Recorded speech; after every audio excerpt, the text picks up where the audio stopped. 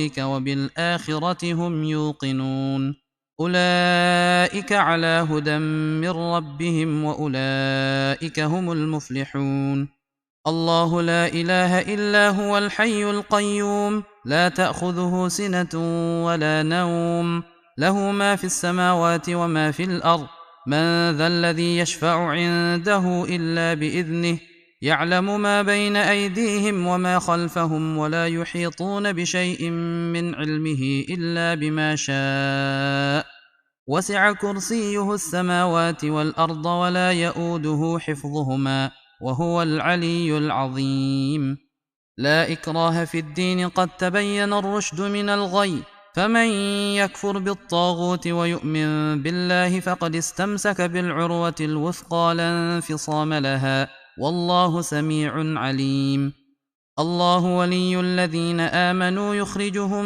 من الظلمات إلى النور والذين كفروا أولياؤهم الطاغوت يخرجونهم من النور إلى الظلمات أولئك أصحاب النار هم فيها خالدون لله ما في السماوات وما في الأرض وإن تبدوا ما في أنفسكم أو تخفوه يحاسبكم به الله فيغفر لمن يشاء ويعذب من يشاء والله على كل شيء قدير آمن الرسول بما أنزل إليه من ربه والمؤمنون كل آمن بالله وملائكته وكتبه ورسله لا نفرق بين أحد من رسله وقالوا سمعنا وأطعنا غفرانك ربنا وإليك المصير لا يكلف الله نفسا إلا وسعها لها ما كسبت وعليها ما اكتسبت ربنا لا تؤاخذنا إن نسينا أو أخطأنا ربنا ولا تحمل علينا إصرا كما حملته على الذين من قبلنا ربنا ولا تحملنا ما لا طاقة لنا به واعف عنا واغفر لنا وارحمنا أنت مولانا فانصرنا على القوم الكافرين بسم الله الرحمن الرحيم قل هو الله أحد الله الصمد لم يلد ولم يولد ولم يكن له كفوا أحد بسم الله الرحمن الرحيم قل هو الله أحد الله الصمد لم يلد ولم يولد ولم يكن له كفوا أحد بسم الله الرحمن الرحيم قل هو الله أحد الله الصمد لم يلد ولم يولد ولم يكن له كفوا أحد بسم الله الرحمن الرحيم قل أعوذ برب الفلق من شر ما خلق ومن شر غاسق إذا وقب ومن شر النفاثات في العقد ومن شر حاسد إذا حسد بسم الله الرحمن الرحيم قل أعوذ برب الفلق من شر ما خلق ومن شر غاسق إذا وقب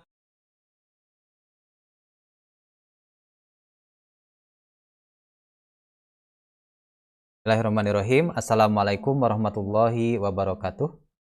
Alhamdulillahilladzi arsala rasulahu bil huda wa dinil haqq liyudhhirahu ala dini kullih wa kafa billahi syahida. Allahumma sholli ala sayyidina Muhammadin wa ala alihi wa ashabi ajmain wa man tabi'ahu ila yaumiddin. Asyhadu an la ilaha illallah wa asyhadu anna Muhammadan abduhu wa rasuluh. Alladzi la nabiyya ba'dah. Rabbi shrah li sadri wa yassir li amri wahlul 'uqdatam min lisani yafqahu qawli. Allahumma aftah lana nikmataka wansur alaina ini Allahumma ya muqallibal qulub tsabbit qulubana ala dinik. Allahumma ya musarrifal qulub sorif qulubana ala taatik. Rabbana la tuzigh qulubana ba'da idh hadaitana wa hab lana min ladunka rahmatan Allahumma inna nas'alukal huda wal tuqa wal ghina wal afafa. Rabbana zidna ilman warzuqna fahman birahmatika ya arhamar amin ya. Alhamdulillah atas limpahan nikmat yang telah Allah berikan kepada kita hari ini ya, bertemu kembali tentu saja karena nikmat iman dan Islam. Salawat serta salam semoga tetap tercurah kepada baginda Nabi besar Muhammad sallallahu alaihi wa ini.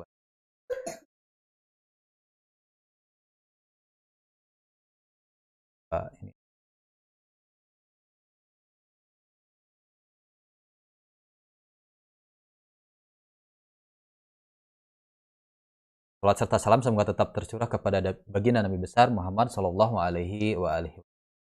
Alhamdulillah kita bisa bertemu kembali ya di program ngaji subuh di hari Rabu ya, 10 Juni 2020 ya. Terima kasih yang sudah hadir dari tadi ya. Saya amati dari berbagai daerah sudah masuk ya. Sambil menunggu koneksi dengan Ustadz Yuwana ya. Betul Ustadz Yuwana lupa ini ya, saya sendiri lupa menyampaikan linknya kepada beliau. Ustadz Yuwana sampai menanyakan ke saya. Nah, terima kasih yang sudah hadir senantiasa stay tune di program ngaji subuh. Ya, insya Allah pada kesempatan kali ini kita akan ngaji hadis. Temanya pada kesempatan kali ini adalah terkait hadis ahad ya. Apa dan bagaimana dengan hadis ahad. Ya, coba ingin resume dulu ya. Barangkali ada yang baru hadir. Barangkali ada yang baru hadir. Saya ingin mencoba meresume dulu apa yang kemarin kita pelajari, pekan kemarin kita pelajari ya, supaya ini apa tersambung ya mafhumnya dengan kajian sekarang. Kita coba, ini akan saya bacakan ini ya resume asisten saya. Nah, asisten saya, istri saya maksudnya ya. Nah, ini apa terkait pembagian hadis ya, catatan yang ditulis di sini apa pertama ya. Khobar adalah sinonim dari hadis dan sunnah. Ya, kemarin sudah dibahas ya. Jika memperhatikan jalur periwayatannya, hadis terbagi menjadi dua, mutawatir dan ahad. Disebut hadis mutawatir apabila memenuhi seluruh 4 syarat berikut. Ya, ada 4 syarat ya. Silakan bagi yang masuk, boleh dicatat. 1 ya. Jadi disebut hadis mutawatir apabila memenuhi seluruh 4 syarat. Nah, di antaranya 1, rawinya banyak. Hadis diriwayatkan oleh banyak rawi di setiap tobakotnya, tidak ada batasan baku mengenai banyak jumlahnya. Dalam kitab Tadribur Rawi, Imam As-Suyuti memberikan jumlah 10 perawi, ya, perawi dengan syarat thiqah. Akan tetapi Syekh Taqiyuddin dalam As-Saksiyah jilid 1 menyebutkan batasan 5 perawi tetapi dengan syarat yang ketat. Yang kedua, syarat yang kedua, hingga hadis tersebut mutawatir, secara adat ya mustahil ada kesepakatan berdusta. Perawi harus dari orang dan tempat berbeda. Syarat ketat bagi 5 perawi tersebut yaitu ia harus seperti sahabat Ali bin Abi Thalib ya, Masya Allah ya.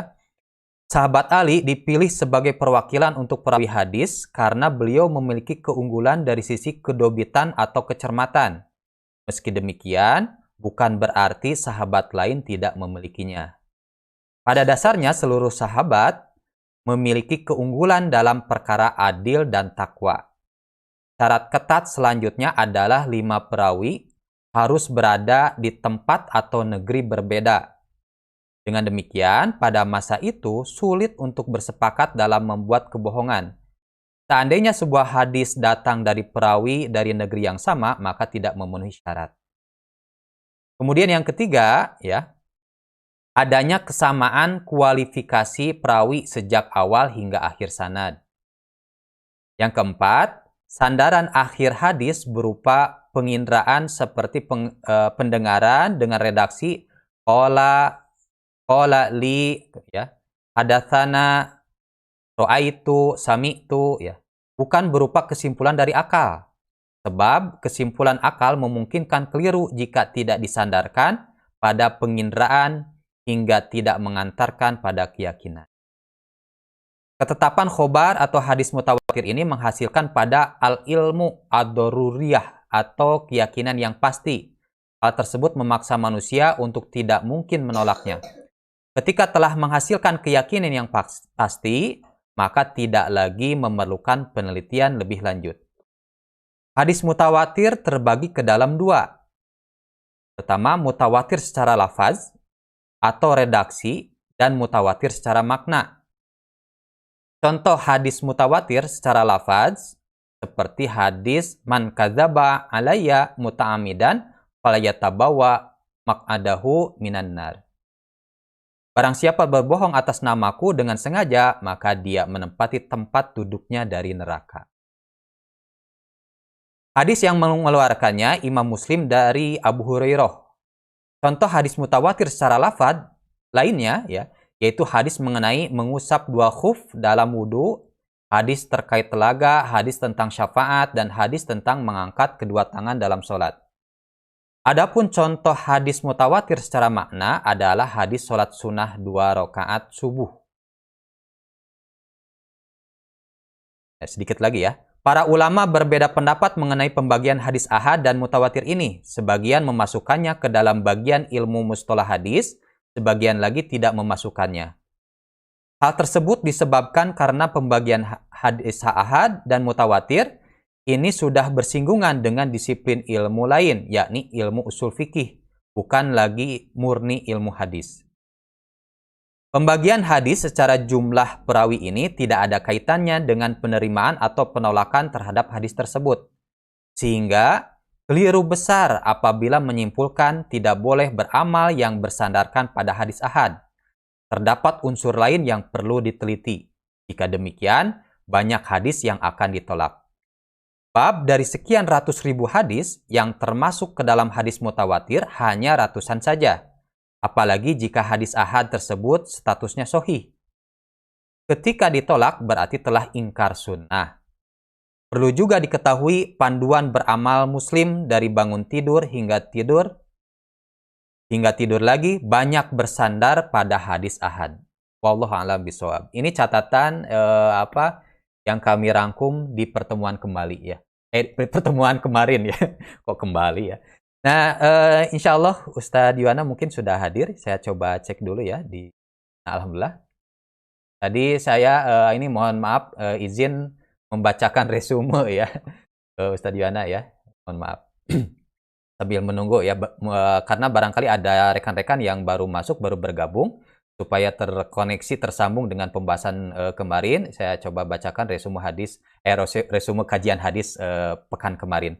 Baik, Ustadz Yuwana sudah hadir di tengah-tengah kita ya. Baik, kita sapa beliau ya. Assalamualaikum Ustadz Yuwana. Waalaikumsalam warahmatullahi wabarakatuh. Umma damang Ustadz sehat ya? Alhamdulillah. Alhamdulillah ya. Alhamdulillah. Ini sedang di Sukabumi ini. Oh, di Sukabumi ya. Oh, pantasan kemarin saya lihat di statusnya ada semacam sawah, mungkin lagi di kampung mungkin ya. Ya, lagi nengok orang tua. Jadi mudah-mudahan nanti jaringannya agak lancar. Biasanya kan kalau di Bandung relatif lancar, tapi di sini kadang-kadang terkendala dengan jaringan, kadang-kadang juga stabil. Mudah-mudahan dalam beberapa menit ke depan, dalam 1,5 jam atau 1 jam ke depan, jaringan betul-betul bisa mendukung. Amin ya Allah ya Rabbal Alamin. Mudah-mudahan lancar ya rekan-rekan di sini yang hadir ya. Kita doakan mudah-mudahan kita dibersami oleh Ustadz Yuwana dengan koneksi yang lancar ya supaya bisa menyimak dengan baik. Baik, untuk selanjutnya silakan Ustadz Yuwana untuk menyampaikan materi, silakan.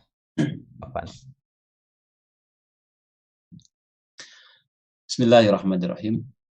Assalamualaikum warahmatullahi wabarakatuh. Alhamdulillah wassalatu wassalamu ala Rasulillah wa ala alihi wa sahbihi wa mawalah. Asyhadu an la ilaha illallah wahdahu la syarika lah wa asyhadu anna Muhammadan abduhu wa rasuluhu alladzi la nabiyya wa la rasula ba'dah. Faqad qala ta'ala fil Qur'anil Karim wa huwa asdaqul qailin. A'udzu billahi minasyaitonir rajim. Bismillahirrahmanirrahim. Ya ayyuhalladzina amanu taqullaha haqqa tuqatih wa la tamutunna illa wa antum muslimun. Wa qala Nabi sallallahu alaihi wasallam, bada al-islamu ghariban wa sayaudu kama bada'a ghariban fatuba lil ghuraba. Shadaqallahul azim wa shadaqa rasul nabiyul karim. Alhamdulillah atas nikmat dari Allah Subhanahu wa taala kita bisa berwajah melalui media virtual ini. Mudah-mudahan Allah Subhanahu wa taala memberikan kepada kita nikmat dan karunia-Nya yang senantiasa kita juga terus mensyukuri nikmat tersebut, karena kita hidup di dunia ini tak lepas dari kasih sayang dari Allah Subhanahu wa taala. Oleh karena itu kita harus senantiasa bersyukur kepada Allah Subhanahu wa taala, senantiasa menghitung nikmat-nikmat yang Allah berikan kepada kita semua. Semakin banyak kita mengingat nikmat Allah, maka semakin mudah kita untuk bersyukur kepada Allah Subhanahu wa taala. Namun sebaliknya, jika kita justru banyak menghitung-hitung kesusahan, mengingat-ingat kesusahan, kemudian melupakan nikmat-nikmat yang Allah berikan kepada kita semua, maka kita akan berat untuk bersyukur. Tidak mudah bagi kita untuk bersyukur kepada nikmat dari Allah Subhanahu wa taala. Salawat dan salam senantiasa kita sampaikan kepada baginda Muhammad sallallahu alaihi wasallam yang telah mewariskan kepada kita semua, telah meninggalkan kepada kita semua qaulnya, fi'lunnya, ya, aqwal, af'al, kemudian takrir, dan juga sifat-sifatnya yang kemudian didokumentasikan oleh para ulama dalam kitab-kitab hadis, yang kemudian inilah yang menjadi bahasan kita dalam beberapa pekan ke belakang setiap hari Rabu subuh, yakni berkaitan dengan hadis Nabi Muhammad SAW, khususnya adalah ilmu hadis, ya, ilmu hadis, di mana hadis sendiri adalah ma'ulifa ila Nabi SAW min qaulin au fi'lin au takirin au sifatin, bahwa hadis adalah apa yang disandarkan kepada baginda Nabi Muhammad SAW dari sabdanya beliau, perbuatannya, kemudian takrirnya, dan juga sifatnya, baik sifat penciptaan maupun sifat akhlaknya. Dan itu semua adalah hadis Nabi Muhammad SAW, dan dengan hadis tersebut menjadi jelaslah apa yang harus kita lakukan, menjadi terang benderanglah apa yang harus dijalani oleh kita sebagai umat. Hadirin yang dirahmati Allah Subhanahu wa taala, ayyuhal ikhwal ahibba, pada hari ini, subuh hari ini kita akan melanjutkan kajian kita, yakni masih membahas tentang aqsamul hadis, pembagian hadis. Kemarin kita sudah membahas hadis mutawatir, ya. Tadi Ustaz Supriyadi sudah meresume untuk kita semua terkait dengan pembagian khobar, dilihat dari sisi jumlah jalannya, atau jumlah rawinya dalam jalan atau dalam jalur periwayatannya. Dan rupanya hadis itu dibagi menjadi dua. Pertama adalah mutawatir, yang kedua ahad. Hadis mutawatir itu sudah dibahas pada minggu yang lalu, yakni harus memenuhi paling tidak 4 ketentuan atau 4 syarat, ya. Dan pada intinya adalah hadis mutawatir itu adalah hadis yang kemudian tidak ada potensi, tidak ada kemungkinan, secara adat itu mustahil adanya kesepakatan dusta dari para rawinya. Oleh karena itu harus memenuhi beberapa ketentuan, seperti jumlahnya yang banyak, kemudian memang rawinya berangkat dari negeri yang berbeda, ya, bukan ngumpul dari satu negeri saja. Kemudian yang berikutnya adalah dari mulai awal sampai dengan akhir itu diriwayatkan oleh orang-orang yang kredibel. Ya, kemarin itu rawi yang disebutkan oleh Syekh Taqiyuddin An-Nabhani rahimahullahu taala adalah harus selevel dengan Imam Ali bin Abi Thalib, ya. Jadi jumlahnya kata beliau kan 5, tapi 5 itu semisal Ali bin Abi Thalib. Ya, 5 itu juga harus berasal dari negeri yang berbeda-beda. Ya, negeri yang berbeda-beda. Nah, dan dari awal sampai akhir sanad itu rawi-rawinya adalah rawi-rawi yang selevel dengan Ali bin Abi Thalib. Kemudian yang keempat adalah sandaran akhirnya itu harus dengan indra, apakah melihat ataukah mendengar, ya. Kalau mendengar berarti sami'atu atau Hadatsana, hadatsani, akhbarana, akhbarani, ya, qalali. Kalau melihat berarti ra'aitu dan seterusnya. Nah, hukum dari hadis mutawatir adalah yufidul ilma ad-daruriyya, ya, menghasilkan berfaedah keyakinan yang pasti. Nah, sekarang kita akan masuk dalam pembahasan khobar ahad. Kita silahkan buka apa namanya kitabnya. Halaman 333. Beda cetakan, mungkin beda halaman. Bismillahirrahmanirrahim. Qala al-musannifu al-allamah as-syekh Taqiyuddin An-Nabhani rahimahullahu ta'ala wa nafa'ana bihi wa bi'ulumihi wa bi'ulumikum fi dharaini amin ya rabbal alamin. Amma khabarul ahad fa huwa alladhi lam yablugh ruwatuhu haddal mutawatir sawa'un rawahu wahidun aw arba'atun ay huwa ma ikhtalla fihi syartun minasyurutil arba'ah al-mutaqaddimah fil mutawatir wa huwa yanqasimu min haitsu adadur ruwati ila salasati aqsamin. Di bagian yang selanjutnya kita tampilkan dulu.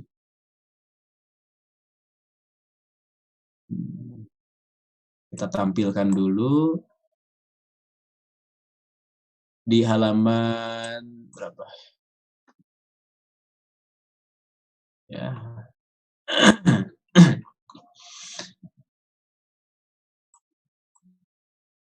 Tape ya, ini bahasan kita. Khobar apa namanya? Khobar mutawatir. Adapun khobar mutawatir, tadi kita sudah membahas atau kemarin ya, sudah kita membahas khobar ahad. Berarti khobar mutawatir maksudnya. Sekarang kita akan membahas khobar ahad. Ya, karena kebalikan dari mutawatir adalah ahad. Jadi kalau Iwafilah tanya tentang apa definisi hadis mutawatir itu gampang. Ya, cukup sampaikan kriteria yang kemarin sudah disampaikan, jadi 4 itu. Atau lebih ringkas lagi, mutawatir itu adalah khobar yang diriwayatkan oleh sejumlah orang yang jumlahnya banyak, tidak dibatasi oleh jumlah tertentu. Itu sudah cukup. Ya. Jadi kalau ditanya apa itu khobar mutawatir, adalah khobar atau hadis yang diriwayatkan oleh rawi dengan jumlah yang banyak, yang tidak ada batasan tertentu. Jadi banyak sekali. Ya, tidak ada batasan tertentu. Itu definisi khobar mutawatir. Kriterianya ada berapa? Ada syaratnya ada berapa? Ada 4 kemarin ya.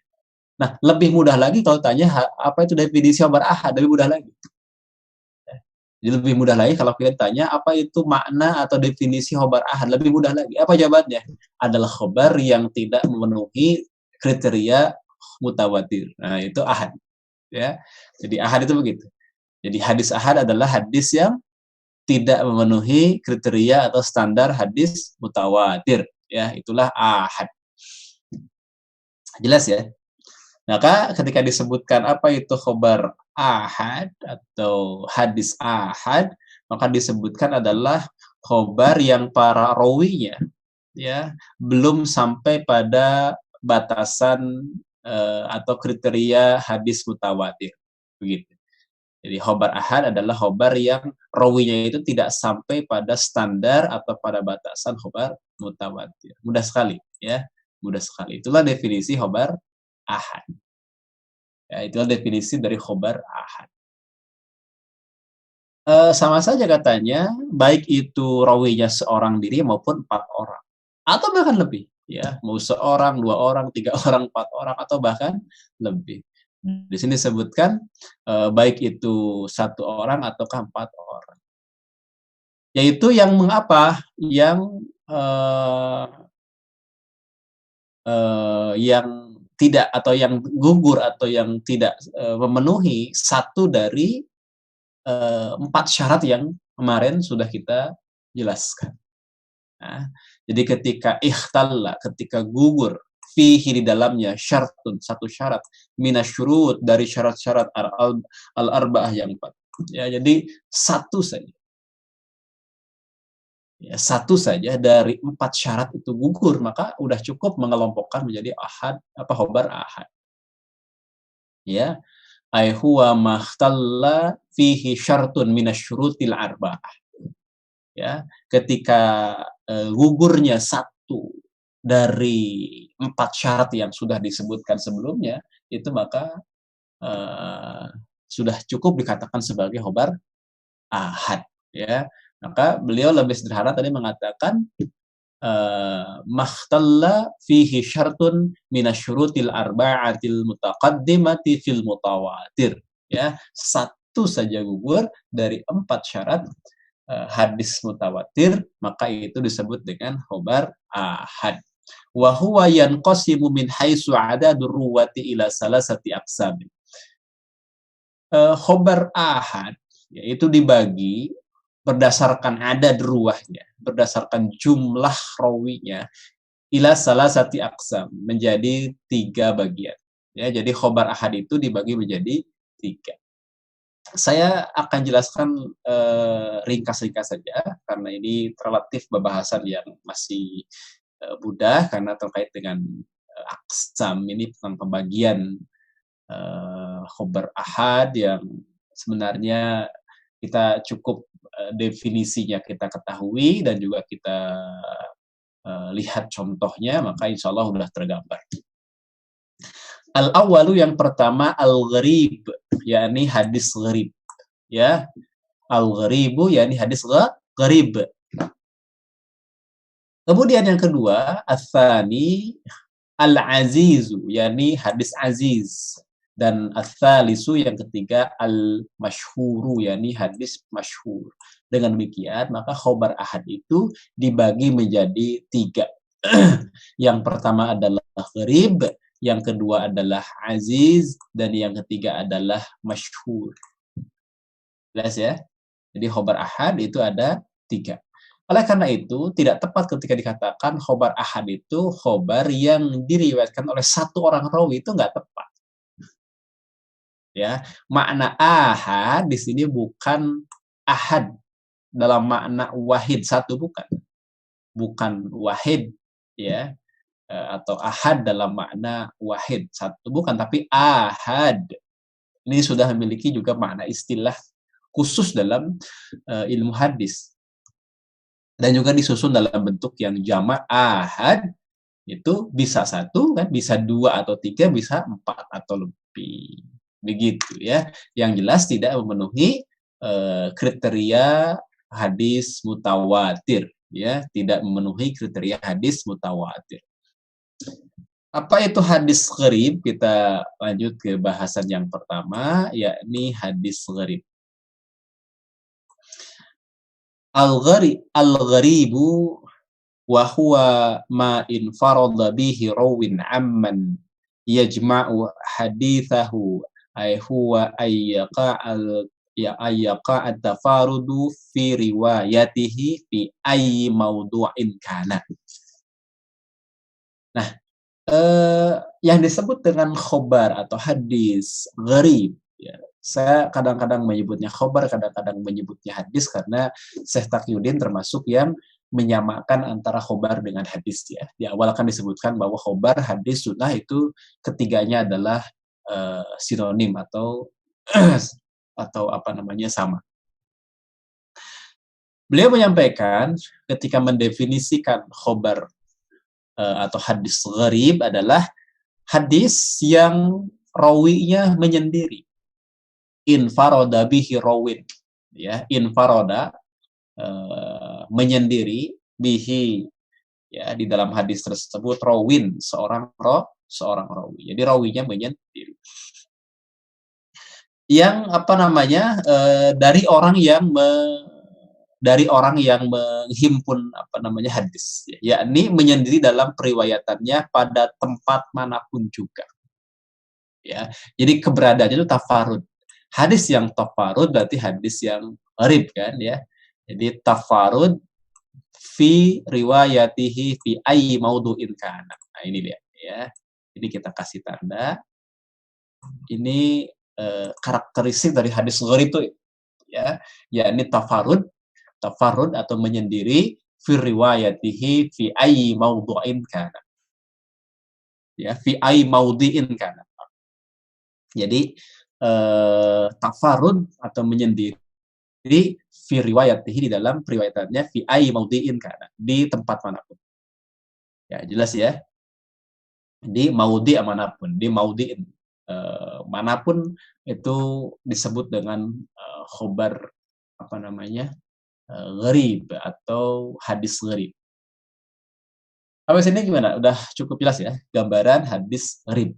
Pertama adalah rawinya menyendiri. Nah, ini kata kuncinya. Rawinya menyendiri. Yang kedua, untuk lebih menjelaskan, katakan di sini, yakni rawinya itu dalam berikan hadis at-tafarudu fi riwayatihi fi ay maudhi'in kana. Ya, jadi tafarud di dalam periwayatannya di tempat mana saja, di tempat manapun. Itu adalah hadis gharib. Nah, kalau kita rinci lagi, sebenarnya hadis gharib juga bisa dibagi-bagi lagi. Ada yang gharib isnad, ya. Jadi bisa kita bagi-bagi lagi terkait dengan hadis gharib itu. Wa yanqasimu ila gharibi isnadin faqat. Ada yang gharib isnad saja, ya. Ada gharib isnad saja. Kemudian juga yang kedua ada au ila gharibi matnin wa isnadin ma'an, ya, atau hadis gharib matan dan sanad secara bersamaan, dan seterusnya dan seterusnya. Bahkan para ulama juga menyamakan antara hadis gharib dengan hadis fardu, hadis yang menyendiri. Ada yang membedakan, tapi tak sedikit juga yang menyamakan antara gharib dengan hadis fardu. Ya, karena memang keberadaannya yang menyendiri. Kembali ya, kalau kita bicara hadis gharib berarti infarada bihi rawin, atau dalam bahasa lain adalah tafarud fi riwayatihi fi ayyi maudhi'in kana. Nah, kemudian gharib itu ada gharib dibagi dua juga dalam beberapa kitab hadis, ada gharib nisbi, ada gharib mutlak. Ya, ada gharib nisbi, ada gharib mutlak. Kalau gharib nisbi itu tersendirinya, menyendirinya rawi itu di tengah-tengah sanad. Tapi kalau gharib mutlak, ya, kalau gharib mutlak itu tafarudnya atau menyendirinya seorang rawi itu ada di awal, ya, ada di permulaan sanad, ya, yakni di awal rawi dari tobaqat sahabat, ya, sudah menyendiri sendiri. Nah, itu kalau sejak awal itu sudah tafarud, maka itu disebut dengan gharib mutlak. Kalau tafarudnya ada di tengah-tengah, namanya gharib nisbi, ya. Itu ada bahasannya. Dan di sini beliau juga termasuk yang memberikan contoh, ya, contoh hadis yang gharib. Ya, diantaranya adalah al-kafiru ya'kulu fi sab'ati am'a'i wal mu'minu ya'kulu fi ma'i wahidin. Yang kedua adalah hadis aziz. Apa itu hadis aziz? Beliau menyampaikan al-azizu wa huwa ma rawahu aksaru min wahidin wa aqallu min arba'atin. Ma rawahu isnani aw salasah walau fi martabatin wahidatin. Jelas ya? Jadi yang disebut dengan hadis aziz adalah hadis yang diriwayatkan oleh lebih dari satu. Lebih dari satu.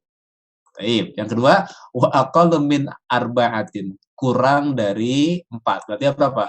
Maksudnya adalah aima rawahu isnani aw salasah. Hadis yang diriwayatkan oleh, ini kita lihat ya, 2 atau 3. Nah, ini ya, 2 atau 3.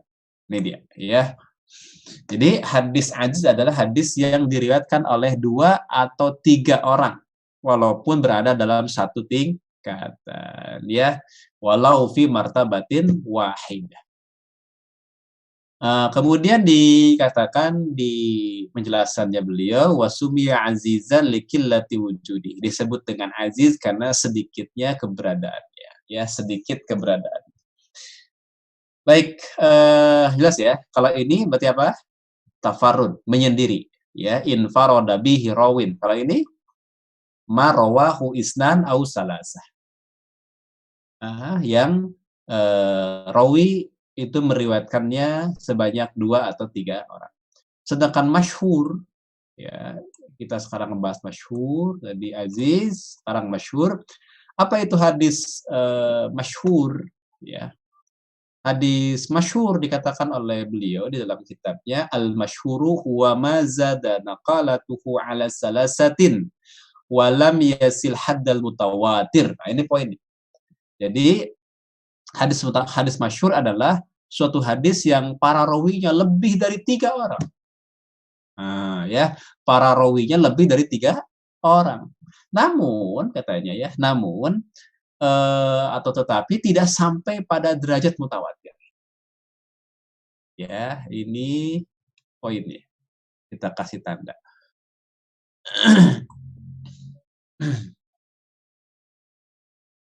Ini apa namanya? Poin bahasan kita di sini, ya. Jadi yang disebut dengan khobar mutawatir, khobar masyhur adalah khobar atau hadis yang jumlah orang yang meriwayatkannya itu lebih dari 3. Mazada, lebih dari, ya. Naqalatuhu, orang yang menukilnya, orang yang meriwayatkannya itu ala salasatin, ya, lebih dari 3 orang. Dan tidak sampai pada derajat mutawatir. Berapa lebih dari 3 itu? Ya bisa 4, bisa 5, bisa 6, bisa 7, bisa 8, dan seterusnya. Begitu. Ya. Kalau sudah 10, kalau kata Imam As-Suyuti, 10 itu adalah standar mutawatir. Jadi kalau udah 10 itu sudah memenuhi kriteria mutawatir, kata Imam As-Suyuti. Kalau menurut Syekh Taqi An-Nabhani itu 5. Ya. Jumlahnya adalah 5, tapi 5-nya harus sekualitas Ali, kan begitu. Jadi kalau 5 tapi tidak selevel Ali bin Abi Thalib, ya, dari sisi keadilan, kebobitan, maka tetap tidak dapat dianggap sebagai jumlah yang memadai sebagai hadis mutawatir. Karena kata beliau kan di bagian kemarin dikatakan bahwa min misli Ali ibn Abi Thalibin, ya, takfi li'atibaril khabari mutawatir wa rubama kana min ghairihi la takfi, gitu, ya. Jadi kalau tidak selevel dengan Ali bin Abi Thalib maka tidak barangkali tidak memadai. Selanjutnya selesailah itu pembahasan terkait dengan masyhur, ya. Nah, masyhur ini juga dibagi menjadi 2, ya. Oh ya, masyhur ini juga sering disebut dengan mustafid. Ini penting, ya. Jadi istilah masyhur menurut sebagian ulama itu disamakan dengan hadis mustafid.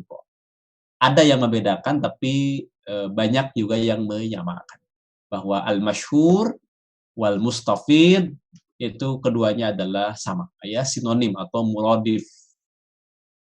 Jadi masyhur dengan mustafid itu sama saja. Kemudian masyhur atau mustafid itu dibagi 2. Ya, ada masyhur inda ahlil hadis, ya, masyhurun inda ahlil hadisi wa masyhurun inda amatin nasi. Nah, ya.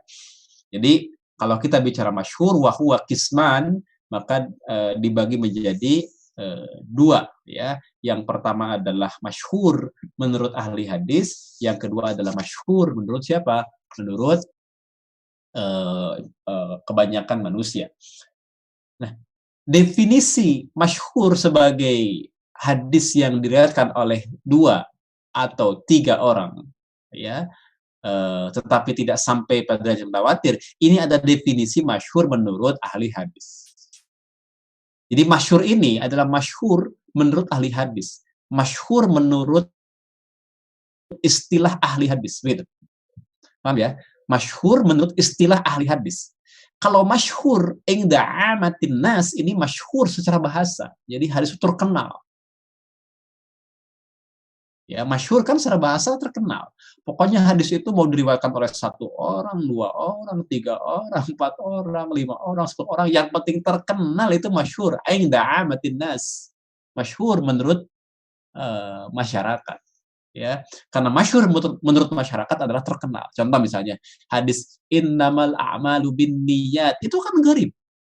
Itu kan gharib, bahkan gharibnya gharib mutlak.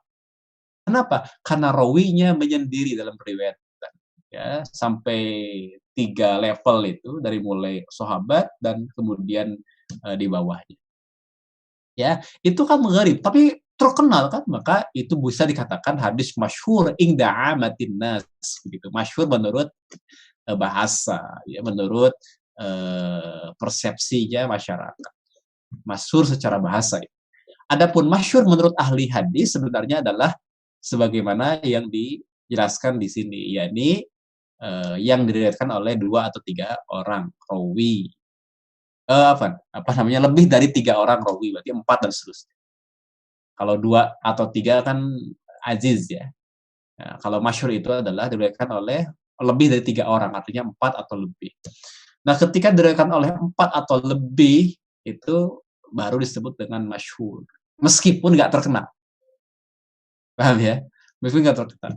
Jadi kalau masyhur menurut sekelompok manusia, menurut masyarakat, terkenal. Ya, yang penting terkenal, meskipun diriwayatkan oleh 1 orang. Ya, meskipun hadisnya tafarud. Tapi kalau terkenal itu disebut dengan masyhur menurut amatun nas.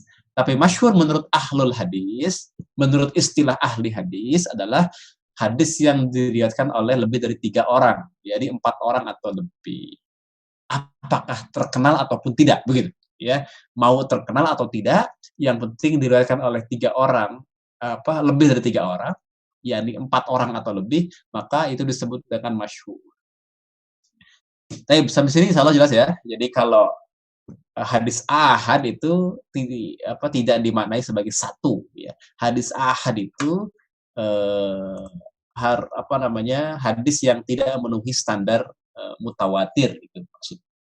Nah, hadis ahad dibagi menjadi 3. Yang pertama adalah hadis gharib. Hadis gharib itu hadis yang tafarud, hadis yang rawinya menyendiri dalam periwayatan di tempat manapun, ya, fi maudhi'in kana. Yang kedua adalah hadis aziz. Hadis aziz itu adalah hadis yang diriwayatkan oleh 2 orang atau 3 orang. Ya, 2 atau 3 orang rawi. Yang ketiga adalah hadis masyhur. Masyhur itu diriwayatkan oleh lebih dari 3 orang, artinya 4 atau lebih. Itulah hadis masyhur. Yang kesemuanya adalah pembagian dari hadis ahad.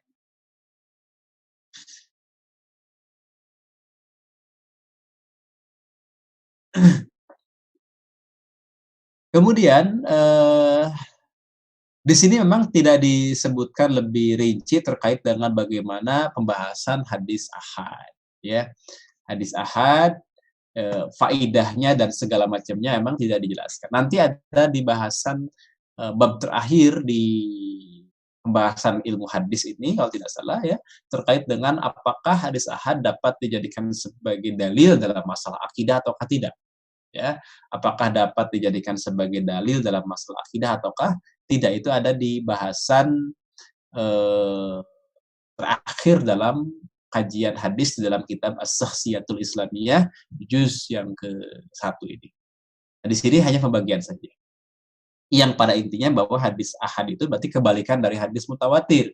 Kalau hadis mutawatir yufidul ilmal yaqini, melahirkan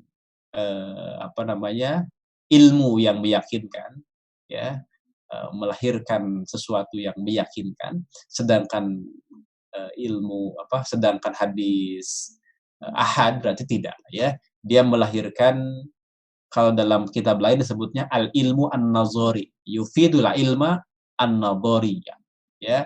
Jadi melahirkan ilmu tapi nazar, ya, membutuhkan pembuktian atau pertimbangan. Atau dalam bahasa yang lebih mudahnya adalah yufiduzon, ya, berfaedah zon, ya, berfaedah zon. Kalau hadis mutawatir itu yufidul ilma, sedangkan hadis ahad itu yufidul zon. Ya. Itu bahasan terkait dengan hadis ahad. Itu sampai di sini bahasannya, karena memang tidak sampai membahas terkait dengan faidahnya dan dapat dijadikan sebagai dalil untuk apa saja. Itu ada di bahasan yang yang terpisah di bab selanjutnya. Nah, kemudian masih di bahasan hadis ahad, justru yang dibahas di sini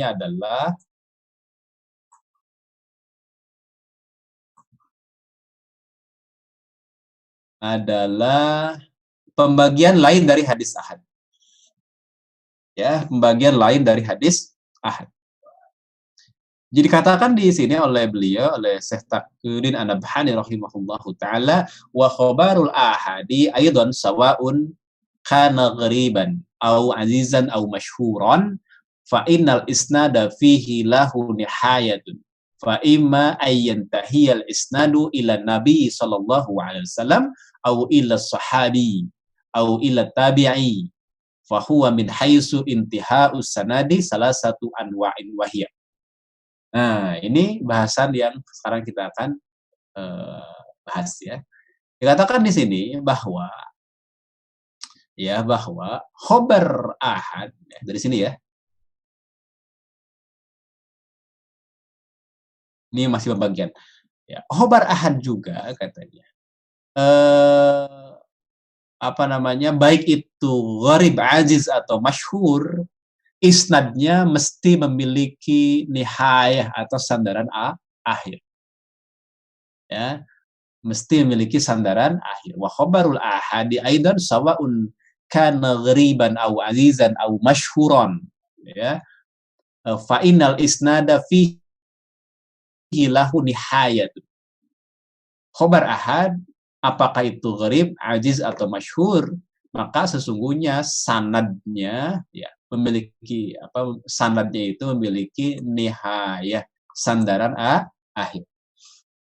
Nah, sandal akhirnya ke siapa?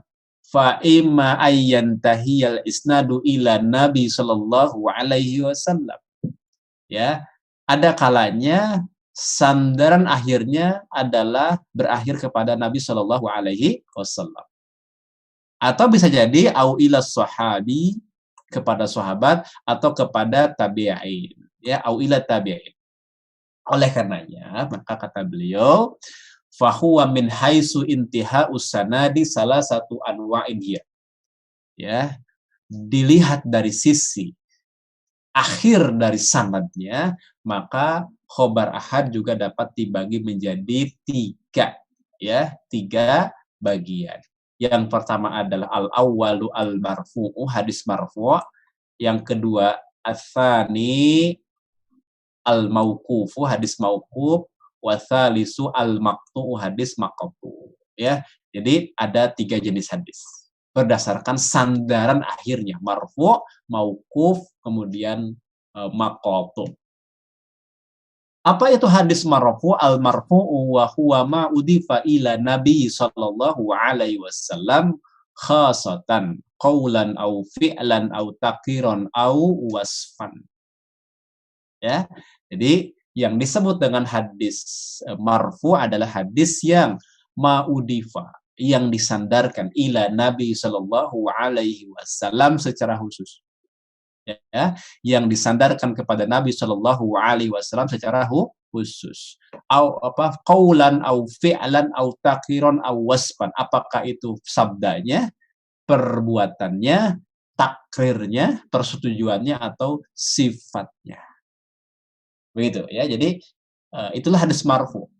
Jadi dia itu adalah hadis yang ma'udifa ila Nabi Shallallahu Alaihi Wasallam. Artinya Rasul yang bersabda, qala Rasulullah, atau Rasul yang berbuat, atau Rasul yang memberikan persetujuan, atau Rasul atau merupakan gambaran dari sifat Rasulullah Shallallahu Alaihi Wasallam. Nah, ketika sandaran akhirnya semuanya kepada Nabi Shallallahu Alaihi Wasallam, maka inilah yang disebut dengan hadis marfu'. Jelas ya? Nah, terkait dengan hadis marfu itu dikatakan juga di sini sawaun akanal mudhiful lahu ila Nabi sallallahu alaihi wasallam as-sahabiyyu am at-tabi'iyyu am man ba'dahuma. Nah, ini juga penting ya. Sama saja apakah penyandarnya itu ya yang menyandarkannya itu ya yang menyandarkan kepada Nabi Shallallahu alaihi wasallam itu adalah sahabat ataukah tabi'in ataukah orang setelah keduanya yakni tabi'in ya. Jadi apakah dari sahabat ke Nabi ataukah dari tabi'in ke Nabi ataukah dari tabi'in ke Nabi. Selama sandaran akhirnya ke Nabi namanya marfu. Begitu. Dapat dipahami ya. Meskipun bukan dari sahabat, misalnya kan kalau sahabat begini, an Abi Hurairah radhiyallahu anhu qala Nabi sallallahu alaihi wasallam, atau dari apa tadi, dari Abu Hurairah kemudian ani Nabi sallallahu alaihi wasallam qala, itu jelas dari Abu Hurairah, dari sahabat. Nah, bagaimana kalau dari tabi'in, misalnya dari An Ibnil Musayyib, dari Ibnu Al-Musayyib ya. Kemudian beliau mengatakan ani Nabi Shallallahu alaihi wasallam, dari Nabi Shallallahu alaihi wasallam qala, bersabda Nabi. Itu juga harus marfu. Meskipun tidak menyebutkan sahabatnya, meskipun kondisinya mursal. Ya, hadis yang tidak disebutkan rawi dari level sahabat kan disebut mursal. Ya, hadis mursal inilah dalam bahasan yang terpisah nanti. Yang jelas ketika disadarkan kepada Nabi Shallallahu alaihi wasallam adalah hadis marfu' bagaimanapun atau siapapun yang menyandarkan. Itu yang pertama. Yang kedua bisa jadi yang kedua ya. Tadi yang pertama kan sahabat yang menyandarkan langsung, yang kedua adalah tabi'in, yang ketiga adalah tabi'in. Misalnya dari Az-Zuhri. Dari Az-Zuhri, kemudian Az-Zuhri mengatakan misalnya qala Rasulullah sallallahu alaihi wasallam, bersabda Rasulullah sallallahu alaihi wasallam, padahal Az-Zuhri adalah tabi'in. Begitu. Itu juga disebut hadis marfu'. Ya, insyaallah sampai di sini saya kira cukup jelas bagaimana gambaran terkait dengan hadis marfu'. Pokoknya yang disandarkan kepada baginda Muhammad sallallahu alaihi wasallam, apakah perkataannya, perbuatannya, takrirnya, ataukah sifatnya, itu semua adalah hadis marfu'. Yang menyandarkannya apakah sahabat ataukah tabi'in atau tabi'in, semuanya adalah dalam kategori marfu'. Kemudian yang selanjutnya kita akan tengok penjelasan. Ini contoh ya, ini contoh panjang lebar, ini contoh hadis masyhurnya, hadis marfu'nya. Kemudian kita tengok pembagian yang kedua langsung. Oh ya, sebelum ke sana, ini juga penting sebelum masuk ke yang mauquf ya. Ini juga penting terkait dengan sigot ya, ungkapan-ungkapan yang itu marfu ya. Meskipun sekilas mungkin mauquf, padahal itu adalah marfu ya. Nah, ada pembahasan yang saya kira penting sebelum kita masuk ke yang mauquf ya. Ya, sebelum kita masuk ke yang mauquf. Nah, ini dia. Ini kan contoh ya, contohnya gampang lah, nggak usah kita bahas. Yang kita bahas adalah masih marfu, adalah terkait dengan sigot-sigot ya. Ungkapan-ungkapan. Dikatakan di sini wa minhu ya, qaulus sahabi, di antara jenis hadis marfu. Lagi wa minhu, di antara jenis hadis marfu, qaulus sahabi adalah perkataan sahabat, apa? Kuna naf'alu au naqulu kadza fi hayati Rasulillah sallallahu alaihi wasallam. Nah, ini ya. Jadi di antara jenis marfu itu ketika sahabat mengatakan kami telah mengerjakan atau mengatakan seperti ini pada saat Rasulullah masih hidup. Nah, ketika sahabat mengatakan begitu, itu tidak dihukumi sebagai mauquf, tetapi dihukumi marfu. Maka marfu itu dapat dibagi jadi dua. Ada marfu apa namanya? eh, ada ada marfu yang memang secara jelas nabi yang bersabda, ya, nabi yang berbuat, tapi ada marfu yang itu secara hukum atau marfu hukman. Nah, ya, ada marfu hukman.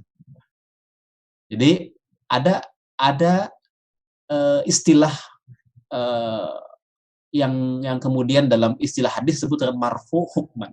Artinya secara zohir terlihat seperti mauquf padahal itu marfu.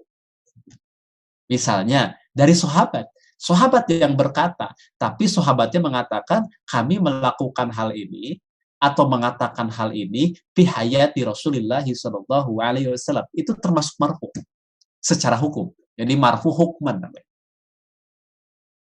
Jelas ya? Itu marfu hukman.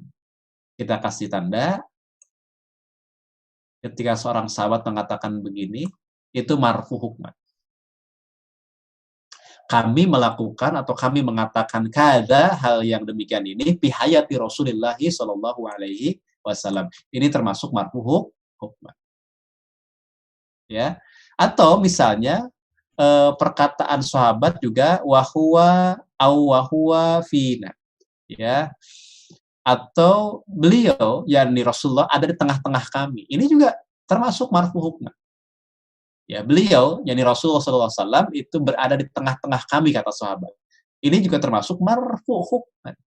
Secara sigot barangkali adalah mauquf, kan sahabat yang berkata, sahabat yang berbuat, sahabat yang secara zohir sebagai subjeknya yang berkata dan yang berbuatnya. Tapi ketika ada indikasi-indikasi seperti ungkapan semacam ini, ada sigot semacam ini, maka ini marfu hukman, ya, dihukumi marfu, ya, dihukumi marfu. Atau juga dalam ungkapan yang lain kan, wahwa baina adhurina, atau beliau berada di tengah-tengah kami. Nah, ini juga bagian dari marfu hukman. Atau juga bagian dari marfu, ya, bagian dari marfu itu misalnya adalah, ini menarik menurut saya adalah ini, ya. Wa minhu aidon. Ini juga menarik. Wa minhu aidon. Qaulus sahabi. Ya. Kalau tadi jelas ya, kami melakukan, kami berbuat ketika Nabi ada. Kami berbuat, kami melakukan, dan di antara kami ada Rasulullah Shallallahu Alaihi Wasallam. Itu jelas. Nah sekarang Rasul sudah tiada. Gimana? Rasul sudah tiada. Nah, Rasul sudah wafat. Tapi masih dikatakan wa minhu aidon. Masih dianggap juga hadis marfu. Ketika sahabat berkata begini, ya, ketika sahabat berkata demikian. Ini sigot-sigot yang penting. Apa perkataan sahabat? Umir nabi kada au nuhinna an kada. Kata-kata ini berarti menunjukkan Rasul sudah tiada. Kalau ini, Rasul ada di antara kami, katanya. Atau kami melakukan bihayati Rasulullah sallallahu alaihi wasallam. Tetapi kalau ini, Rasul sudah tiada. Ya. Ketika dikatakan umir nabi kada, kami diperintahkan melakukan hal yang begini. Atau aunuhina an kada, kami dilarang untuk melakukan dari perbuatan ini. Atau aumin sunati kada, atau ini bagian dari sunnah. Ungkapan-ungkapan ini disebut juga sebagai ungkapan yang menunjukkan marfu secara hukman. Ya, marfu secara hukum. Makanya kan terkait dengan ru'yatul hilal secara mahalliyah, secara secara lokal, ya, hadis Quraib itu, ya, ketika Ibnu Abbas itu mencukupkan dengan ru'yatnya, tidak mengikuti ru'yatnya Muawiyah ya Muawiyah bin Abi Sufyan. Kemudian kan ungkapan dari Ibnu Abbas adalah inilah yang Rasul perintahkan atau ajarkan kepada kami. Nah, sigot itu dianggap sebagai sigot marfu, ya, hukman, gitu. Marfu hukman. Hanya para ulama juga berbeda pendapat karena setiap sigot itu kan perlu untuk pendetilan, perlu untuk pendalaman, ya, sehingga jumhur ulama tetap menguatkan hadis terkait dengan ru'yat global, ya, ru'yat alamiyah, bukan ru'yat mahaliyah. Sedangkan apakah marfu atau mauqufnya hadis Quraib tadi itu masih diperselisihkan. Kenapa? Karena meskipun ada kata-kata umir Nabi kada misalnya, tetapi berbeda atau bertentangan dengan hadis-hadis lain yang itu menunjukkan bahwa ru'yat itu satu untuk semua. Tapi pada dasarnya sigot semacam itu sigot yang menunjukkan marfu hukman. Nah, ini umir Nabi kada, au nuhinna an kada, au min sunnati, ya, au minas sunnati kada. Ya, kata-kata minas sunnati kada ini merupakan marfu secara hukman, ya, secara hukum. Tapi itulah kurang lebih hal-hal yang saya kira penting untuk dikatakan.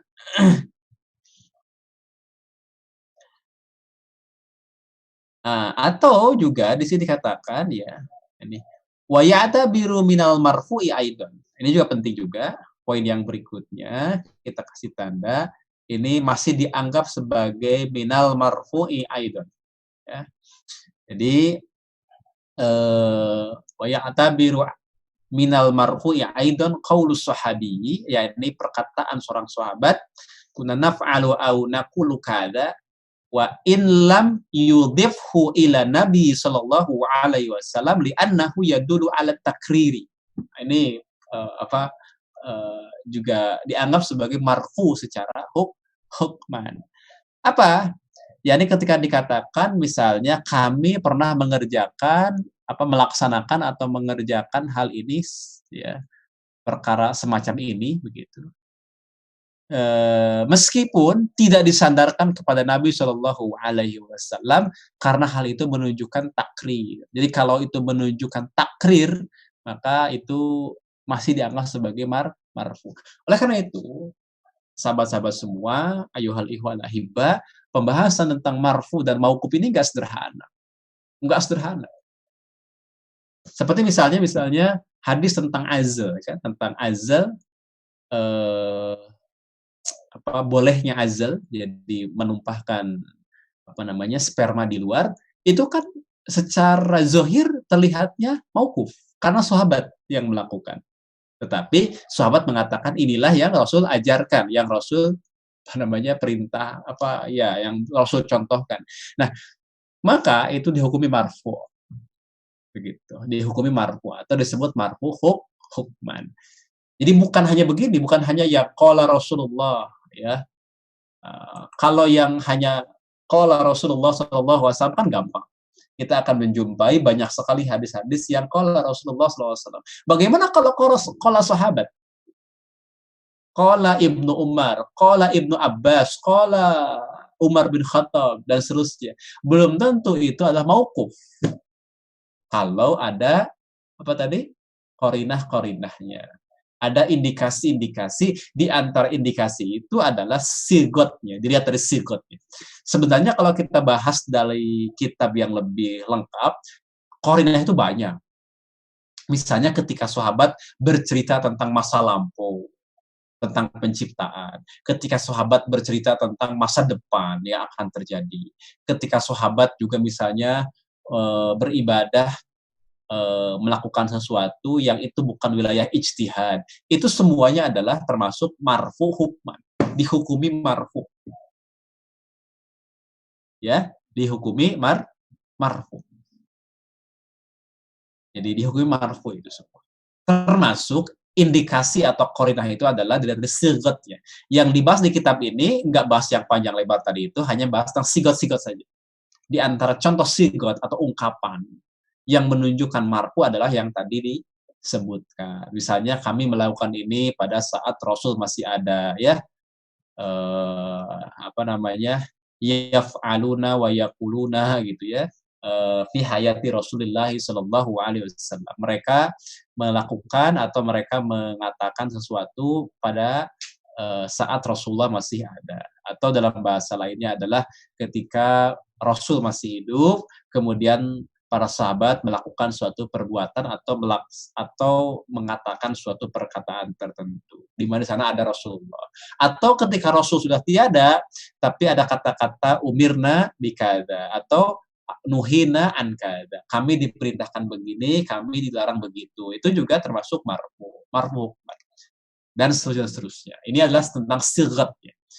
Artinya ketika sahabat mengatakan qala misalnya dari tabi'in, qala Ibnu Umar, berkata Ibnu Umar, belum tentu itu dikatakan mauquf. Boleh jadi itu marfu kalau Ibnu Umar mengakhiri dengan apa namanya? Umirna bikada. Inilah yang Rasul perintahkan kepada kami. Taib terakhir, ya terakhir. Ini ringkas saja yang terakhir. Barulah kita masuk ke pembahasan al-mauquf. Kita sekarang tengok apa itu hadis mauquf. Hadis mauquf tiada lain adalah hadis yang sandarannya kepada sahabat, kan begitu. Maka beliau mendefinisikan al-mauqufu huwal marwi wa anis sahabati qaulan wa fi'lan. Ya. Jadi yang disebut dengan hadis mauquf adalah hadis yang diriwayatkan dari sahabat baik perkataan ataupun perbuatan. Ya. Marwi di sini adalah apa yang diriwayatkan, ya. Maksudnya adalah hadis. Ya, yakni marwi yakni hadis anis sahabat dari sahabat. Qaulan wa fi'lan, apakah perkataan ataukah perbuatan sahabat. Dan dikatakan di sini bahasan yang juga penting di sini bahwa hadis mauquf ini adalah hadis yang tidak dapat dijadikan sebagai hujjah. Maka dikatakan wal mauqufu la taqumu bihi hujjatun li anna Allah ta'ala wa ma atakumur rasulu fahuduhu wa ma nahakum anhu fantahu. Ya. Jadi hadis mauquf adalah hadis yang tidak dapat ditegakkan di atasnya hujjah. Karena karena Allah Subhanahu wa taala bersabda, dan apa-apa atakumur rasulu, yang Rasul bawa, yang Rasul ajarkan, ya, yang datang kepada kalian, ya, dibawa oleh Rasulullah sallallahu alaihi wasallam, fahuduhu, maka ambillah, wa ma nahakum anhu, dan apa yang Rasul larang anhu darinya, fangtahu, maka tinggalkanlah. Maka mafhumnya adalah ma'atakum min ghairi rasuli la ta'khuduhu, ya. Mafhumnya adalah apa yang datang dari Rasul berarti jangan diambil, tetapi bisa digunakan sebagai tafsir, ya. Jadi hadis mauquf dapat digunakan satu untuk tafsir, untuk menjelaskan Al-Quran, untuk menjelaskan juga hadis Nabi Shallallahu Alaihi Wasallam. Bahkan juga para fuqaha juga senang menggunakan hadis mauquf sebagai penguat. Jadi setelah menjelaskan Quran, hadis biasanya yang sahih, kemudian didukung oleh hadis-hadis yang lain yang derajatnya lebih rendah, bahkan didukung juga oleh hadis mauquf, begitu, oleh qaul dan af'alnya sahabat, bahkan didukung oleh perkataan-perkataan para ulama. Itulah urutannya. Jadi meskipun dia bukan hujjah syar'i, tetapi senantiasa digunakan juga oleh para ulama dalam beberapa hal. Baik sebagai tafsir maupun juga sebagai penguat dari masalah-masalah fikih yang dijelaskan. Dan yang terakhir sekali adalah al-maqtu'u. Apa itu hadis maqtu'? Oh ya, di sini ada perkataan al-maqtu'u wa huwa ghairul munqati'. Pembahasan maqtu' di sini bukan pembahasan munqati'. Karena kalau munqati' ini kan pembahasan tentang apa? Tentang terputusnya sanad. Kalau maqtu itu bukan sedang berbicara tentang terputusnya sanad. Lawannya munqati adalah mutasil, kan. Kalau tersambung namanya mutasil, kalau terputus namanya munqati. Bukan itu pembahasan di sini. Tapi maqtu di sini adalah apa? Huwal mauqufu 'ala tabi'i qaulan wa fi'lan. Ya. Jadi hadis yang apa? Hadis yang sandaran akhirnya itu kepada tabi'in, ya.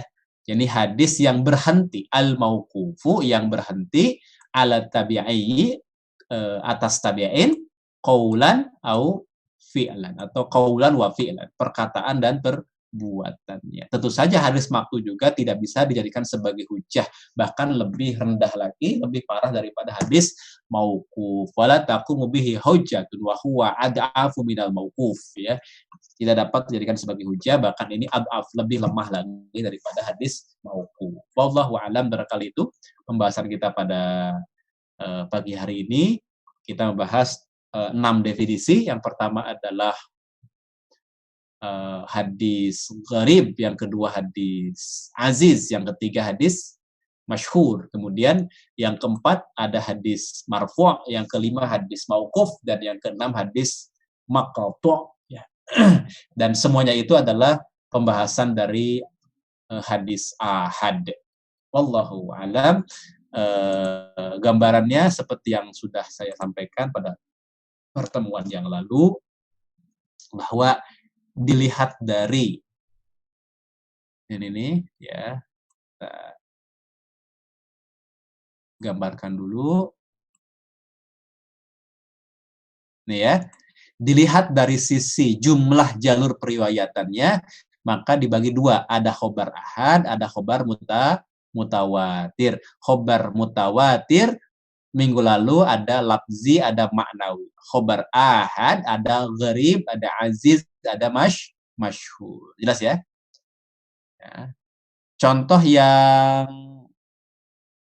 yang marfu kan ini nih. Ma udifa ila Nabi sallallahu alaihi wasallam, ya. Contohnya apa? Ketika Nabi bersabda qala Rasulullah sallallahu alaihi wasallam. Tapi kalau hadis yang mauquf berarti hadis yang disandarkan kepada sahabat. Jadi yang berkata dan berbuat adalah sahabat. Misalnya qala Ibnu Umar. Nah, kemudian ada juga hadis maqtu. Hadis maqtu itu berarti huwa ma jaa'a ani tabi'in, ya. Au min tabi'ihim, atau orang yang mengikutinya. Artinya adalah hadis yang disandarkan kepada orang yang di bawah sahabat, tabi'in ataukah tabi'in. Itu ya. Ternyata tadi hadis marfu juga ada dua, ada marfu secara fi'lan begitu ya, secara jelas itu marfu, ada yang marfu secara hukman, ada yang secara zahir marfu, ada yang secara hukum marfu. Terlihatnya mauquf padahal marfu. Kemudian dilihat dari sisi sandaran akhirnya ini. Ya, lihat dari sandaran akhirnya.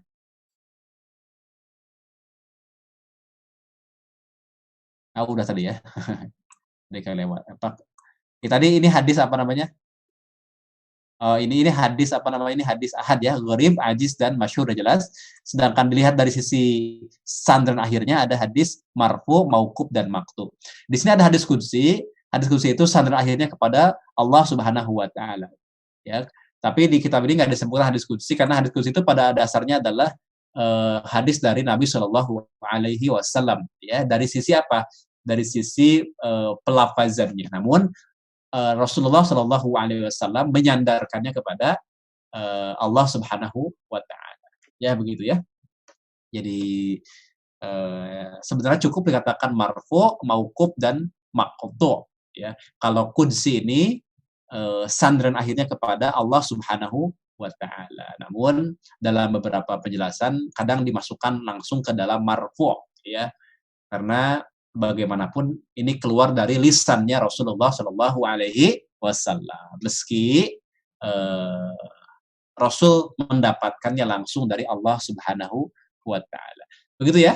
Jadi berdasarkan jumlah periwayatannya ada ahad dan mutawatir. Ahad ada gharib, ajiz, dan masyhur. Kemudian berdasarkan apa tadi? Sandaran akhirnya, ya, muntahahu dari si nihayahnya. Sandaran akhirnya ada marfu, mauquf, dan maqtu. Tambahan di sini ada qudsi, ya. Allah sekira sudah cukup jelas. Nah, ini contoh pembahasan yang tadi ini ada gharib, ada ajiz, ada masyhur, ya. Gharib itu ada gharib mutlak yang tadi saya sebutkan, ada gharib nisbi. Aziz ini berarti 2 atau 3, masyhur berarti lebih dari 3, 4, dan seterusnya. Kalau gharib berarti 1, benar-benar satu ya, tafarud. Wallahu taala a'lam, barangkali itu mudah-mudahan bermanfaat untuk kita semua. Mohon maaf dari segala kegelapan. Barakallahu li wa lakum. Wassalamualaikum warahmatullahi wabarakatuh. Assalamualaikum warahmatullahi wabarakatuh. Baik, mungkin kita masuk ke ini ya, ke pertanyaan ya. Tadi rekan-rekan atau sahabat ngaji subuh tadi sudah dibahas hadis berdasarkan perawi, yang kemudian tadi ada hadis juga berdasarkan sandaran akhir ya. Nah, ini ada yang bertanya Ustadz ini. Coba di YouTube dulu mungkin ya. Tadi lebih dulu yang di YouTube. Nah, ini dari Bu Kholidah dari Gresik ya. Beliau bertanya, mengapa Syekh Taqiyuddin ketika mendefinisikan hadis gharib dengan kata ma'in faroda tidak menyebutkan dengan kata hadis yang diriwayatkan oleh satu orang? Mohon penjelasannya Ustaz. Oh iya, itu definisinya jumhur ulama sama saja. Satu orang itu adalah menyendiri maksudnya. Ya, maksudnya infaroda itu adalah hadis yang tafarud, hadis yang diriwayatkan oleh seorang rawi secara menyendiri. Ya, jadi begitu. Makna lain dari tafarud atau seorang rawi yang meriwayatkan secara munfarid, secara menyendiri, artinya tidak ada orang lain yang meriwayatkan kecuali dirinya saja. Gitu, ya. Jadi untuk menyebutkan seperti kayak gini kan, kita sholat sendirian seorang diri atau sholat munfarid kan sama saja. Munfarid itu adalah sendiri, sholat yang seorang diri. Jadi mau disebut satu orang rawi, mau disebut tafarud, itu maknanya sama saja. Ya, hanya saja kenapa para ulama lebih memilih kata-kata infaroda rawin ya, untuk menunjukkan bahwa nanti dalam kajian sanad itu ada istilah yang disebut dengan riwayat tafarud. Riwayat tafarud adalah hadis yang diriwayatkan oleh seorang rawi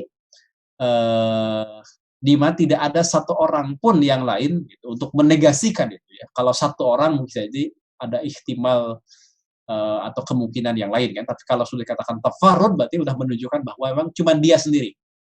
Tidak ada orang lain yang meriwayatkan kecuali dia sendiri. Itu bahasan dalam riwayat tafarud itu begitu. Mungkin yang lain ya? Silakan lagi. Ya.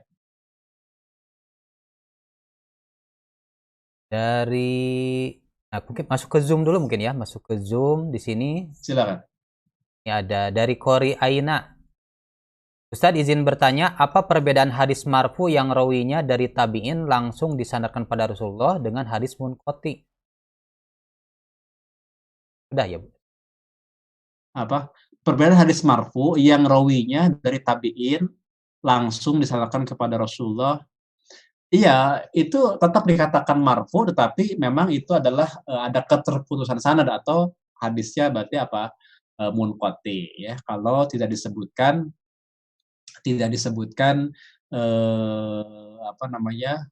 sahabat misalnya, atau yang lebih spesifik kan disebut dengan hadis mursal.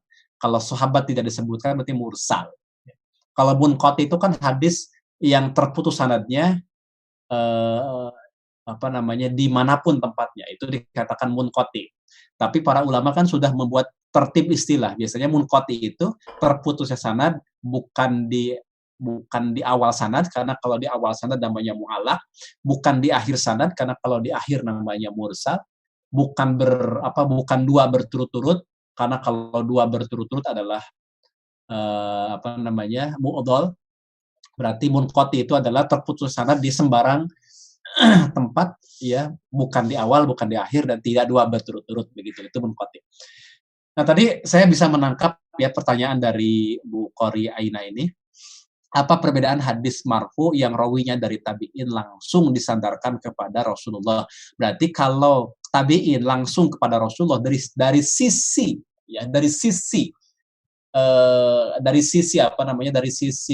sandaran akhirnya tetap dikatakan marfu. Tapi dari sisi keterputusan atau ketersambungan sanadnya maka terputus, begitu. Ya, yang disebut dengan hadis mursal. Ya, definisi atau istilah khususnya mursal, atau istilah umumnya adalah munqati. Baik itu. Baik, dari Akhdifa Faradis dari kota Sukabumi ya. Tadi pertanyaan sebelum. Ini bertanya ya, ini terkait hadis tentang doa sebelum salam, yaitu memohon perlindungan dari azab jahanam, azab kubur, azab fitnah hidup mati dan fitnah dajjal ya. Bagaimana pendapat Ustadz, bolehkah diyakini dan diamalkan dalam bacaan doa sebelum sholat? Ya, ini dua pertanyaan. Bolehkah diyakini? Yang kedua, bolehkah diamalkan? Itu kan dua hal yang berbeda ya. Begini, dalam masalah keyakinan tentang apa? Keyakinan tentang apa itu? Keyakinan tentang isinya, misalnya. Tentang azab kuburnya, tentang fitnah dajjal, dan seterusnya. Itu sudah bisa masalah akidah. Ya, nanti kita akan bahas dalam bab khusus. Ya, apakah riwayat-riwayat tentang dajjal itu adalah mutawatir? Tidak, kan nanti kita bahas. Apakah riwayat-riwayat tentang azab kubur itu mutawatir atau tidak? Nah, itu nanti kita akan bahas khusus. Ya, kalau azab jahanam kan udah pasti ya, itu udah jelaskan oleh Al-Quran juga. Kemudian fitnah kehidupan dan fitnah kematian juga itu sudah jelas. Nah, jadi kalau masalah keyakinan, jadi meyakini apa yang terkandung di dalamnya, nanti kita akan jelaskan secara khusus, karena isinya kan banyak sana, tentang ada azab kuburnya, ada azab jahanamnya, ada tentang apa tadi, tentang fitnah dajjal. Nanti kita akan urai bagaimana riwayat-riwayat tentang dajjal itu sampai kepada mutawatir tidak. Itu kita akan urai. Nah, kalau pertanyaannya cukup sampai bolehkah diamalkan? Ya, kalau sahih ya diamalkan. Kan begitu. Jadi kita jangan bingung dengan mengamalkan tidak boleh atau tidak boleh. Selama hadis itu sahih, maka amalkan. Jangan ditolak. Tidak boleh kita menolak hadis sahih. Siapa saja yang menolak hadis sahih, mau ahad atau mutawatir, maka dia inkar sunnah. Begitu ya. Tidak boleh menolak hadis selama itu hadis sahih. Ditolak hadisnya nggak boleh. Ya, itu inkar sunnah. Dan orang-orang yang inkar sunnah itu adalah orang-orang yang termasuk orang-orang zindik yang pada waktu itu diperangi oleh para sahabat.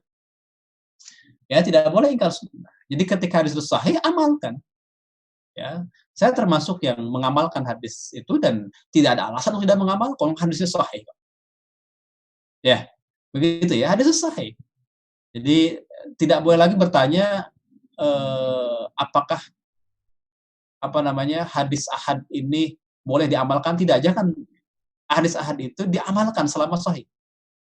Ya, karena pertanyaannya yang tepat adalah bolehkah kita mengamalkan hadis dhaif? Nah, baru itu tepat pertanyaan. Baru kita akan jelaskan, kan nanti ada bahasan khusus tentang boleh tidaknya mengamalkan hadis dhaif. Tapi kalau boleh tidaknya mengamalkan hadis sahih, ya bukan boleh, emang harus ya. Itu hadis yang harus diterima untuk kita amalkan.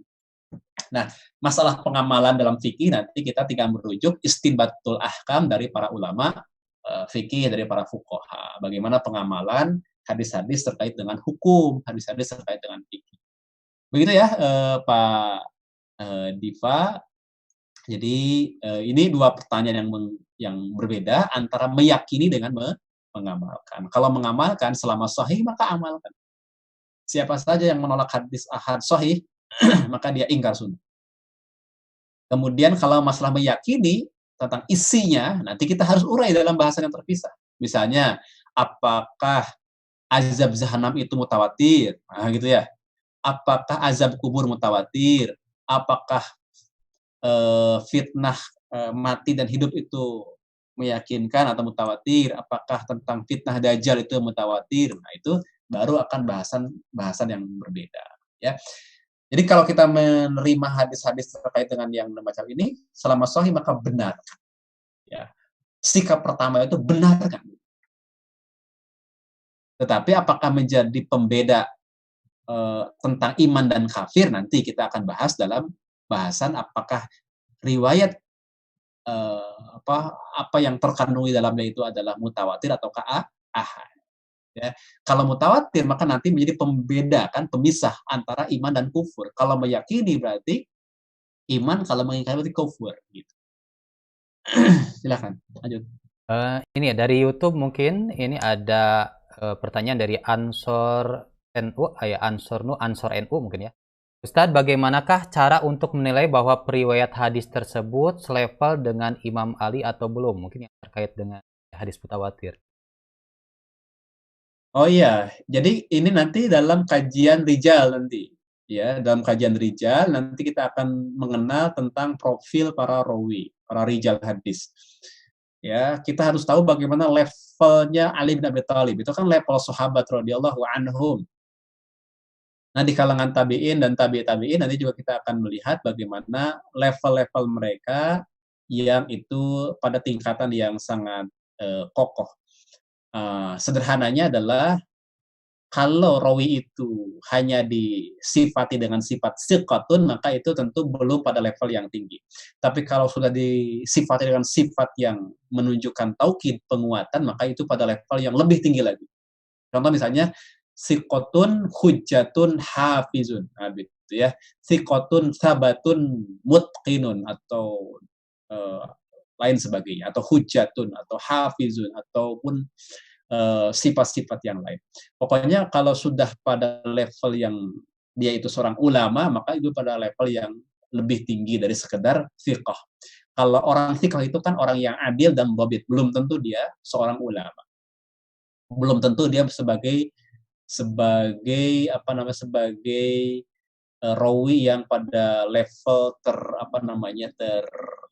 eh, tinggi. Nanti itu dalam bahasan ilmu rijal. Nanti bahasan rinciannya juga ada dalam jarah dan ta'dil ya, dalam jarah wa ta'dil. Nanti kita bisa kiaskan kira-kira yang selevel Ali siapa saja nih di kalangan tabi'in ya. Misalnya saya menduga levelnya levelnya seperti Imam Malik bin Anas begitu ya. Levelnya seperti Ibnu Ma'in, Ali Al-Madini, itu sudah pada level-level itu, ya, pada level-level yang bisa dipersamakan dalam beberapa hal dengan Ali bin Abi Thalib. Ya. Levelnya Sa'id bin Al-Musayyib begitu ya. Karena kalau mencari yang persis dengan Ali tentu ya siapa gitu yang bisa menyamai Ali bin Abi Thalib. Tapi yang dari sifatnya gitu, dari sifatnya ada beberapa kesamaan dari si kriteria kefiqahannya. Ya, seperti contohnya dari Malik bin Anas ya kalau di level tabi'in. Ya, Silakan. ya mungkin ini aja lah tambahan waktu sedikit ya. Ini pertanyaan terakhir nih, dari Habib Rashid ya. Terkait dengan hadis mauquf yang tidak bisa menjadi hujah, bagaimana memahaminya yang banyak af'al dan aqwal sahabat yang ternyata kita jadikan sandaran hujah, misalkan pembagian tanah taklukan. Itu bisa terakhir. Oh iya, iya. Iya, tadi kan di awal saya sampaikan hadis mauquf itu pada dasarnya bukan hujah, pada dasarnya bukan hujah. Tapi digunakan oleh para ulama itu dalam satu menjelaskan, menafsirkan, merinci perkara-perkara yang sudah ada, yang hukum pokoknya sudah ada, dirinci. Kemudian bisa jadi untuk menafsirkan Quran, mensyarah hadis, atau juga untuk penguat, ya, untuk penguat. Atau bisa jadi hadis mauquf tadi ternyata adalah diterima sebagai hujah karena apa? Karena di sana ada misalnya eh, ada unsur takrirnya Nabi, berarti itu sudah masuk dalam kategori marfu hukman kan, tidak didopatkan ke Nabi tapi mengandung unsur takrir dari Nabi, maka itu dianggap sebagai marfu hukman. Atau bahkan bisa jadi adalah kesepakatannya sahabat, maka sudah masuk ijma. Kalau ijma berarti dalil. Jadi butuh perincian. Termasuk yang dicontohkan tadi terkait dengan misalnya pembagian tanah, tentang gonimah dan segala macam, itu sebenarnya adalah sedang menjelaskan perincian-perincian dari hukum usul, hukum pokok yang sudah ada dalam hadis-hadis Nabi yang marfu, begitu, dirinci, dijelaskan. Bahkan tak jarang juga merupakan takrir, ya, tak jarang juga merupakan ijma, begitu. Ya, jadi bahasannya agak lebih detail lagi, ya, tidak serta merta yang mauquf ditolak, nggak begitu. Mauquf itu dipertimbangkan, ya. Apakah dia itu sebagai penguat, apakah dia sebagai penafsir, apakah dia sebagai ternyata marfu hukman, ataukah bahkan dia sebagai ijma, gitu ya. Itu tetap dipertimbangkan. Tapi teori dasarnya dia bukan hujah, itu teori dasar. Ya, baik, mungkin Ustadz dicukupkan dulu ya. Ini apa sampai sudah 6.30 lebih, 6.34. Iya, iya. Terima kasih yang sudah hadir. Ya, mohon maaf jika ada tadi pertanyaan yang tidak sempat terbahas atau terjawab, mungkin bisa ditanyakan kembali di pekan depan ya. Insya Allah ya. Alhamdulillah luar biasa di kesempatan ngaji subuh kesempatan kali ini luar biasa ilmu yang bisa kita dapatkan ya. Nah, untuk yang tadi terlambat masuk atau tadi mungkin terjeda ke belakang dulu atau misalkan tadi terkantuk-kantuk mungkin ya, bisa jadi ada yang terkantuk-kantuk. Silahkan nanti bisa ditayangkan ulang nanti ya di rekaman ini di YouTube di channel Ngaji Subuh ya. Mungkin demikian untuk mengakhiri kita persilakan Ustadz Yuwana mungkin ada yang ingin disampaikan terakhir kali untuk sebagai kesimpulan atau apa silakan. Baik, pembahasan tentang hadis ahad ini di bahasan pagi hari ini hanyalah membahas tentang definisi dan pembagian. Kita belum membahas tentang faidahnya, apakah ilmu atau zon. Kemudian kita juga belum membahas apakah dapat dijadikan sebagai dalil dalam masalah akidah ataukah tidak. Itu ada dalam bahasan terpisah dalam bab selanjutnya ya di bagian akhir dari bahasan ilmu hadis di kitab Sahsiyah ini. Jadi saya menyimak banyak pertanyaan tentang itu, nanti insya Allah kita akan bahas pada kesempatan yang khusus ya. Seperti ada pertanyaan tentang azab kubur, tentang segala macam lah. Itu nanti kita akan bahas secara khusus di bahasan terpisah insya Allah. Jadi sekarang fokus dulu pada pembagian khobar ahad, definisinya. Ya, definisinya, bagian-bagiannya, dan perdalam contoh-contohnya. Tadi banyak yang banyak yang bertanya juga tentang contoh. Nah, contoh silakanlah dibuka karena waktu kita sangat terbatas, jadi saya belum banyak mengeksplorasi contoh-contohnya. Contoh misalnya ada menanyakan contoh hadis mauquf dan hadis maktu gitu. Ya, banyak sekali contohnya, banyak. Ya silahkan itu di kitab-kitab Ma'rifatus Sunan wal Asar misalnya banyak.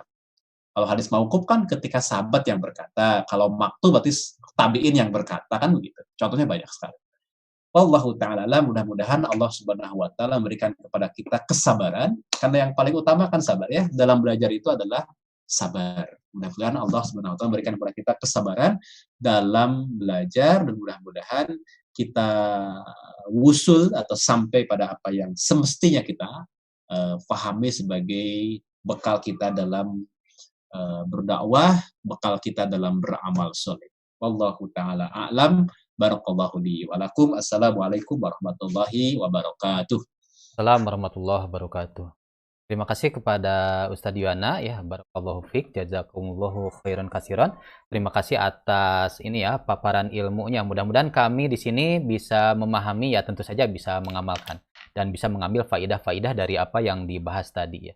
Bagi rekan-rekan yang mungkin baru bergabung ya, mungkin ada yang baru bergabung atau yang terlambat atau yang baru bergabung, kami sudah mengkompilasikan di playlist kajian hadis, Ngaji Subuh kajian hadis di channel Ngaji Subuh itu sudah dikompilasikan di playlist. Nah, oleh karena itu bisa diputar mungkin dari kajian pertama kali ya, dari kajian pertama kali nanti kan bersambung gitu ya pembahasannya. Untuk melengkapi atau mengutuhkan pemahaman kita ya di kajian hadis ini. Demikian, terima kasih yang sudah hadir dari berbagai daerah ya. Tadi seperti yang kita harapkan bersama, mudah-mudahan kita senantiasa diberikan kesabaran dan diberikan keistiqomahan dan mudawamah dalam kebaikan demi kebaikan. Demikian, mudah-mudahan semuanya pada sehat ya, insya Allah di tengah pandemik ini ya teman-teman di berbagai daerah mungkin ya dari Surabaya juga mudah-mudahan senantiasa dijaga oleh Allah Subhanahu wa taala. Baik, untuk menambah keberkahan kita tutup dengan membaca surat Al-Asr. A'udzubillahi wal 'asr.